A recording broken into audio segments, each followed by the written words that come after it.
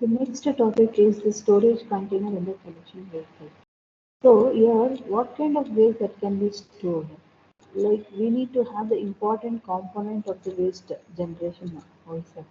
So the waste stored, which is having a proper container to store the waste, or and it is efficient to transport the waste without any spilling or any yeah, what is it, contamination or the corrosion that is going to happen in the sand.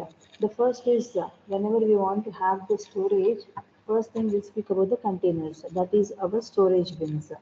Here, a proper design and the efficient way of waste collection has to be done carefully based on the type of a container, size of a container, and the location of a container, where exactly we are going to keep, and the point of generation of the waste to be collected. Well, we have a single family household. Generally, we use a small containers, residential units. Or if it is a commercial units, then we'll go for the size, variation in the size of a container. A small containers are generally handled manually, whereas the large or the heavier containers, which require some mechanical handling also. The containers. Yeah, here we have two types of containers. One is a stationary container and the other one is a hauled containers.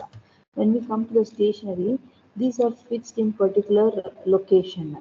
Where the hauled containers, these containers, it can be moved from one place to the other place.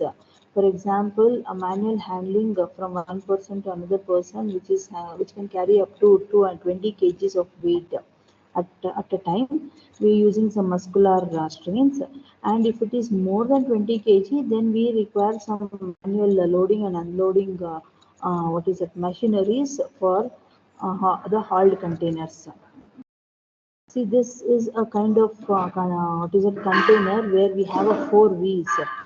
So these are the communal containers where largely depend on the local, the traditional attires. And here we have some of the containers. These are the fixed containers where which is fixed at one particular location, and they're going to maintain a distance between one bin to other bin with a standard meters. Because where we have the commercial usage, like the commercial purpose we are using, and if highly dense population in any of the commercial streets, then we are going to use such kind of containers. So like there will be availability of containers between 100 to 200 meters apart for the economic reasons. And the next one is a collection vehicle. Like what are the vehicles we are going to? We have three types of vehicles here. The first one is a small scale collection, or it can be taken as a muscular powered vehicles. These are generally driven by the man.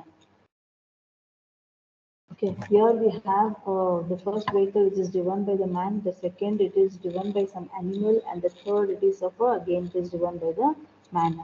And here we have some of the drawbacks of collecting the vehicle where it has very limited range of the vehicle and it is very exposed to weather. Like the waste will be exposed into a open space wherein it is going to affect the health and the environmental aspects also.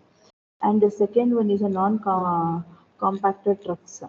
Here, if it is a non-compactor, which is more efficient and cost-effective, which is used in a small cities where we have a very dense and highly potential of the compaction. And these trucks, they have the dumping. It can be dumped easily, or loading or loading or unloading. It is easier for such kind of vehicles here. And this truck has a capacity where it can hold a 10 to 12 meter cube